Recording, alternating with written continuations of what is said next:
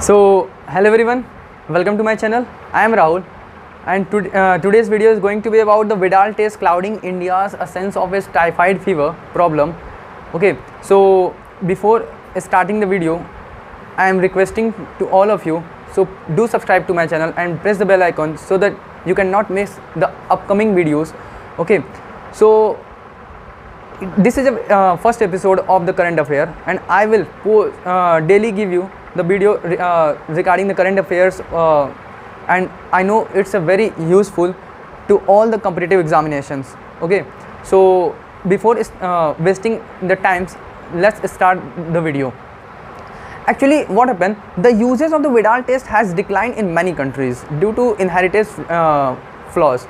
However, the widespread use of the test in India is highlighted its limitation. Okay, so let's talk about the typhoid fever. Actually, typhoid fever is nothing but it is an enteric fever, and it is a bacterial infection that can spread throughout the body and affecting many organs. Okay, and how let's talk about how it spread. Okay, so typhoid spreads through the contaminated food and water, and it is caused by the bacteria whose name is Salmonella. Okay, and it is related to the bacteria that cause a Salmonella food poisoning. Understand? So now next, let's talk about the symptoms. It present with a high fever, okay, stomach pain, weakness, and other symptoms like nausea, vomiting, diarrhea, and constipation and rash. Some people call carrier, and many remain symptoms free and shed the bacteria in their stool for several months to a year. Actually, now let's talk about how typhoid disease burden. Actually, it left untreated.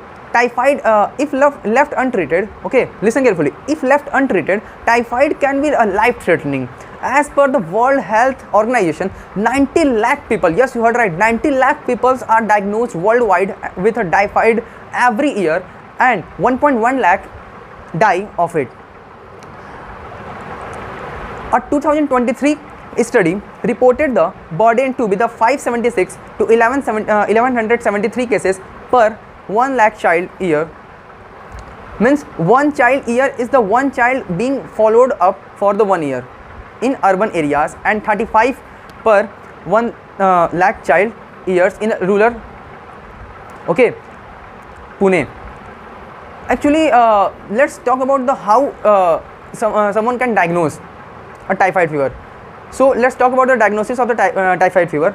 In addition to the detailed medical history and through examination, the processes include isolating the bacteria from the patient blood or bone marrow and grow them in the lab.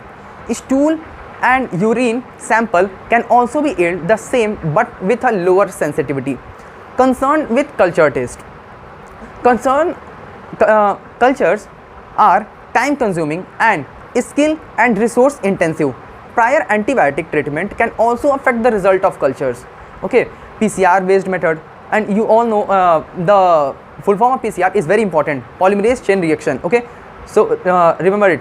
What is the full form of PCR? That is polymerase chain reaction. Okay, this PCR based method. Some PCR based molecular method are known to be better but are limited by cost, the need for specialized infrastructure and skill personnel, and the inability to retrieve live bacteria for the further tests. Okay, so what is Widal test?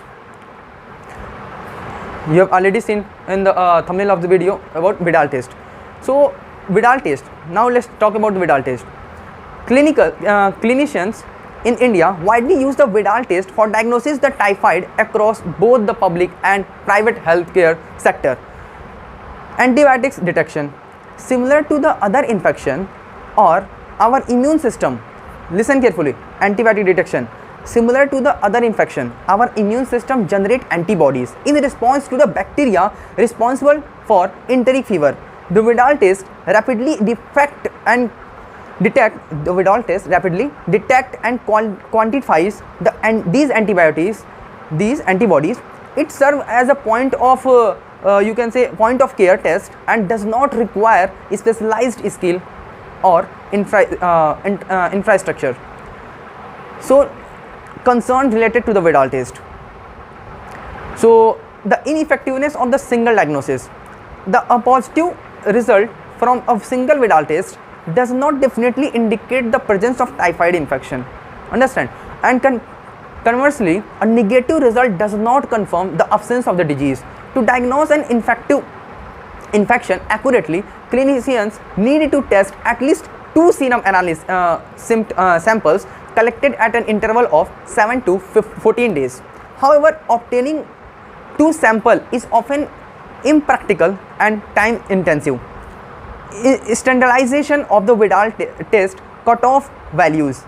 In areas with a high and continuous typhoid burden, certain levels of antibodies against the bacteria may already be present in the blood. Okay, and interpreting is the test accuracy is not feasible without knowledge of the baseline cutoff.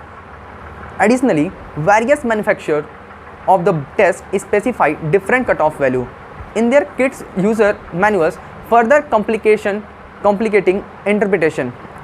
Impact of reagent. The reagent used in the Widal test to reveal the presence of the various antibodies can cross-react with antibodies produced against infection by other bacteria, viruses, parasites, or even typhoid vaccinated individuals, leading to the false positive results. Understand? Prior antibiotic treatment can also affect antibody level and yield a false negative. Correct diagnosis and appropriate treatment of entry fever are important. Why? Because serious complications like severe intestinal bleeding or perforation can develop within a few weeks if the disease is mismanaged. False negative can thus delay diagnosis and lead to the fatal outcomes. What are the consequences of the test use? Okay, so let's talk about this. Challenges in determining the typhoid prevalence in India. Due to the inaccuracy of the result, the true prevalence of typhoid in India remain unclear. Insufficient awareness regarding the optimal timing for blood samples, blood collection, coupled with a lack of standardization of kits and inadequate quality control.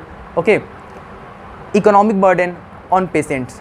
A single test cost a couple hundred rupees.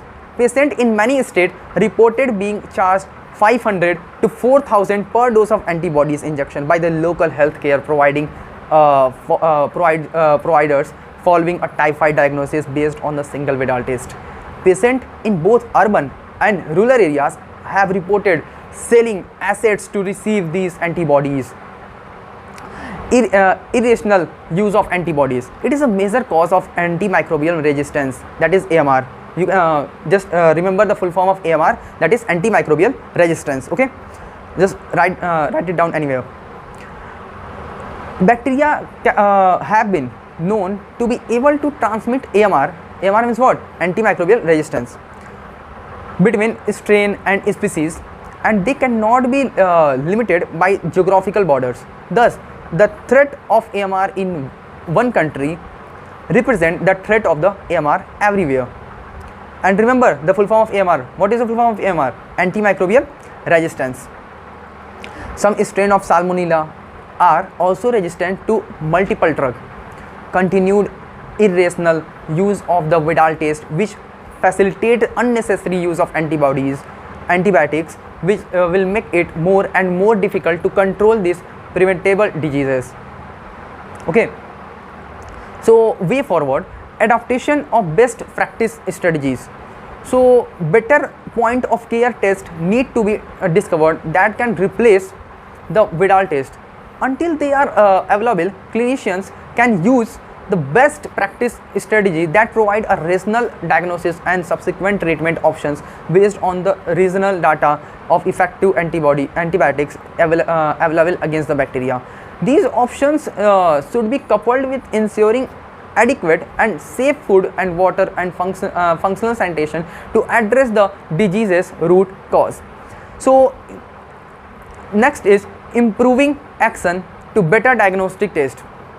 Listen, doing a blood or bone marrow culture is often not feasible as it requires laboratory infrastructure lacking in most part of the country. Healthcare workers can instead benefit from the hub and spoke model with a sample collection sites at the periphery and district hospital and medical colleges and the hub that processes sample. The latter facilities could be could also serve as a research centers that generate regional prevalence and susceptibility data.